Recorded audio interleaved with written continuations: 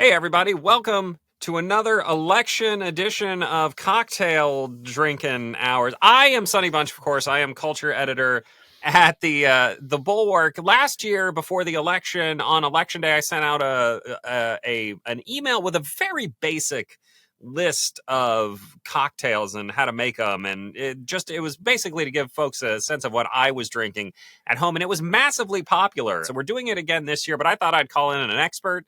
Peter Suderman, of course, from across the movie aisle, the movie podcast here at the Bulwark, and he also has his own cocktail newsletter. We'll link to it in the YouTube description. We'll link to it in the newsletter that this is with. But Peter, what is the name of your cocktail newsletter? It's called Cocktails with Suderman. You can find it at cocktailswithsuderman.substack.com. How about that? Look at that. It's right there. It's right in the Substack ecosystem. You can just click sign up. It'll take you right there. But I wanted to have Peter on today to talk about making some drinks. We've got a strong drink and a little bit of a weaker drink, something that'll get you through the night a little bit better. Because the mistake I made last year, Peter, was telling people to just drink Manhattans all night long. And I don't know if you remember that election night, but it went on for a while, and people were pretty lit at the end of it. An all-nighter with exclusively drinking Manhattans is maybe not the greatest idea for anyone. Now we're going to go to Peter's bar. Peter has the most impressive bar you've ever seen in a private residence. Unless you happen to be, a billionaire with your wine cellar full of antique bourbons, it's very impressive. He's going to show you how to make both this Americano and a Manhattan. I hope you enjoy that.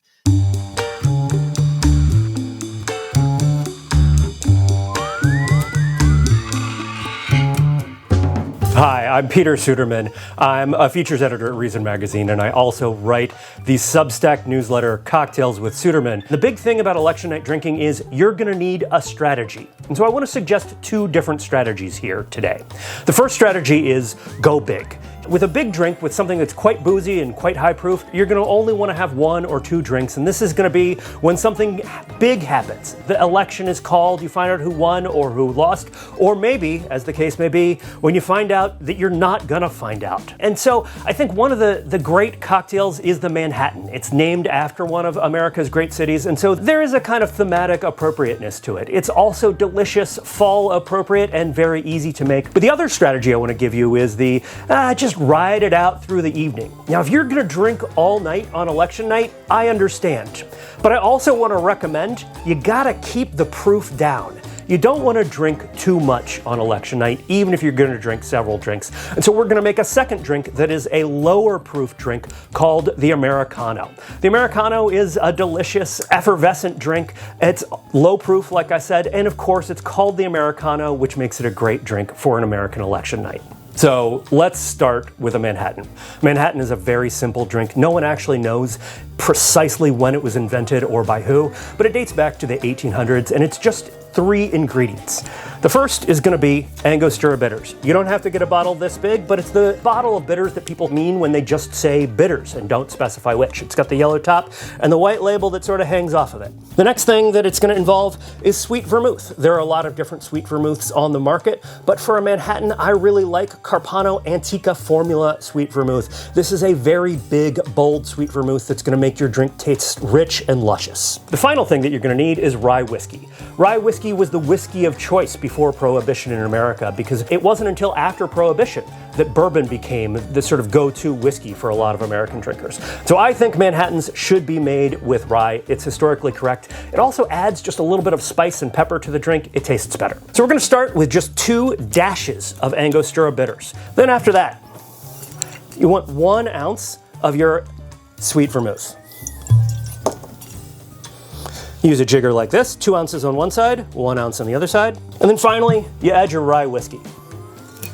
This is Rittenhouse rye. It's my favorite rye. It's really quite inexpensive, available just about everywhere. It's the foundation of a good home bar. And you want 2 ounces, and then you need to chill it by stirring it with ice. To add a couple of cubes in here. For a Manhattan, I like to use a little bit of cracked ice. When you crack the ice, you're opening up the center. And that's going to make it a little bit colder. Gonna accelerate the dilution just a little bit. You want to stir this for a little longer than you think you need to, about 15 to 20 seconds. You can kind of count it off in your head. I was a band nerd, so I count everything in 8 counts. As you stir, you're gonna feel that the quality of the liquid is changing, because what's happening here is that you're bringing some of the coldness from the ice into the liquid, and so it's gonna end up being a larger volume of liquid once you strain it out. Now that you've stirred this, you wanna get a nice glass. For Manhattan, you always wanna serve a Manhattan up in a coupe glass or a cocktail glass of some sort. There are a whole bunch of these that you can get, something like this or like this. But I like a little bit of a fancy one. Then you take a strainer. The goal here is to make sure that there's absolutely no ice in the final drink. And then finally, you're gonna garnish this drink with a Luxardo maraschino cherry. These are the good cherries. They're sort of super sweet and brandied. They look like this, kind of black. And make sure to get just a little bit of that cherry syrup into the cocktail. If you don't actually like the cherries yourself, you can just put the syrup in. It's gonna add a little bit of sweetness and a little bit of flavor. And then you have a beautiful, delicious Manhattan cocktail. One of the great American cities, one of the great American drinks, perfect for election night. Spicy, sweet, bitter. A lot like American politics. So the next drink we're gonna make is called the Americano. One reason why I want you to make it is just because of the name. It's the Americano. It's a great drink for election night. But another reason I want you to make it is because it's low in alcohol. It's gonna use 2 ingredients that are not as high proof as something like gin or whiskey. In fact, this drink is basically a Negroni, but without the gin and with soda water to replace it. And what that does is it gives you this fizzy, effervescent drink that is bitter and sweet and easy to drink all night long, although, you know, still don't go overboard. So we're gonna start with a nice thin tall glass and we're gonna fill it with ice. And then we're gonna use club soda, the basic stuff you can buy at the grocery store, and we're gonna fill the glass about halfway, maybe a little more, with club soda. Lots of recipes tell you to put club soda at the top of the drink. I think that's wrong. I think you should put it at the bottom of the drink, and the reason why is that the Campari and the sweet vermouth are actually quite heavy and they will float down through the club soda, creating a more balanced experience overall.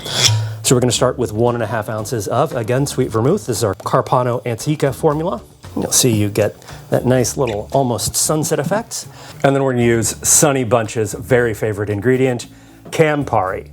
Campari is an Italian red bitter ingredient. It is kind of orangey, kind of sweet, kind of bitter, a little bit syrupy. There are some people who really don't like it, like Sonny Bunch, but it's really delicious and it adds just a great texture and a bitter citrus undertone to a cocktail. And we're gonna use 1.5 ounces of that as well and pour that on the top of the drink.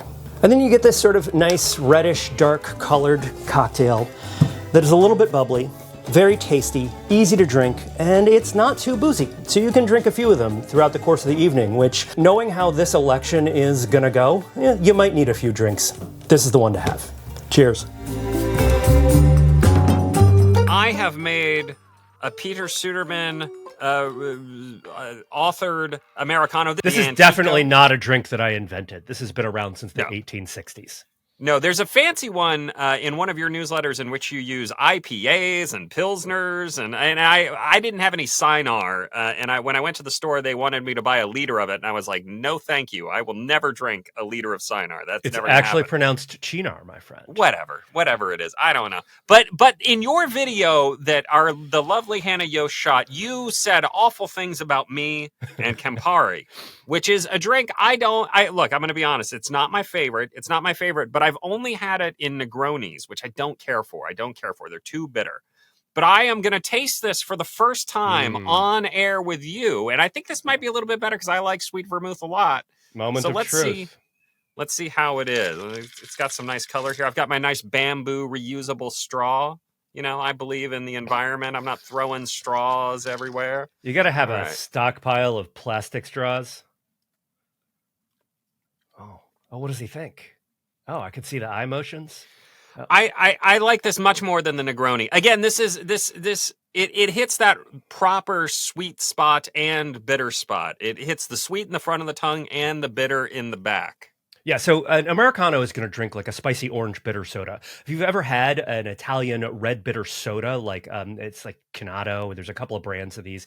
They're not sold in most stores in the United States, but if you go to Italian specialty stores, you can find them. Often they are in just 3 or 4 ounce little bottles, almost like shots, but they are sodas. They're just intense, slightly bittersweet sodas. And the Americano drinks a lot like one of those, except it's not just a 3 ounce little shot type thing, and it does have obviously some booze in it. This is a drink that's pretty forgiving in terms of what kind of sweet vermouth you use. Just make sure it's actually a sweet vermouth. That dry vermouth that you put in your martinis, it's not going to taste right in here. It's going to taste kind of thin and dry and biting. You're going to want the red vermouth, people, not the white vermouth. The red vermouth. I like the Dolan myself, the Dolan Rouge. Dolan Rouge is great. very light, and it goes well with a lot of things. Thank you. Be safe. Don't drink and drive. Uber to your watch parties. Drink at home. Don't get into any trouble. We don't want anyone to get hurt out there. But it's going to be a long night. This Americano sound. I'm going to be honest with you. The first taste here, I could drink these all night. Get myself into a little bit of trouble. That's I'm going to stay at home. Sonny, you're always getting yourself into a little bit of trouble. Am I? All right. Thank you, Peter. Thank you for being on. Thanks for watching, and have a fun, safe election night.